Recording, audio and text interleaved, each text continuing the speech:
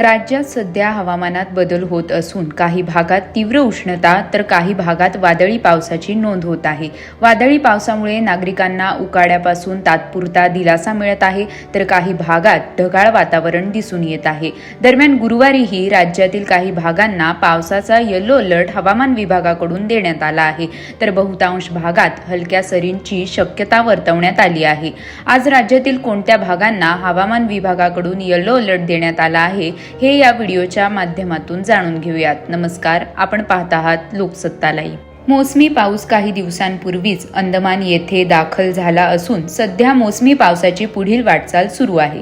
दरम्यान पुढील 3 ते 4 दिवसात आग्नेय अरबी समुद्राच्या काही भागांमध्ये तसेच कोमोरिन क्षेत्र, नैऋत्य आणि आग्नेय बंगालचा उपसागर तसेच अंदमान समुद्राच्या उर्वरित भागात मोसमी पाऊस हा दाखल होण्यास अनुकूल स्थिती आहे, अशी माहिती हवामान विभागाने बुधवारी दिली. 26 मेच्या आसपास मोसमी पाऊस केरळात दाखल होईल असा अंदाज हवामान विभागाने वर्तवला आहे. मोसमी पाऊस केरळ येथे वेळेआधी दाखल झाल्यास आणि पुढील वाटचालीसाठी अनुकूल स्थिती राहिल्यास महाराष्ट्रातही मोसमी पाऊस वेळेआधी दाखल होईल असा अंदाज व्यक्त करण्यात येत आहे. राज्यात सध्या मध्य महाराष्ट्र, मराठवाडा आणि दक्षिण कोकणातील काही जिल्ह्यांमध्ये पावसाची नोंद होत आहे. यामुळे येथील कमाल तापमानातही लक्षणीय घट होत आहे. पुढील 5 दिवसात विदर्भ वगळता कोकण, मध्य महाराष्ट्र आणि मराठवाड्यातील कमाल तापमानात 2 ते 3 अंश सेल्सिअसने घट होईल असा अंदाज हवामान विभागाने व्यक्त केला असून यामुळे उष्णतेपासून नागरिकांना काहीसा दिलासा मिळणार आहे.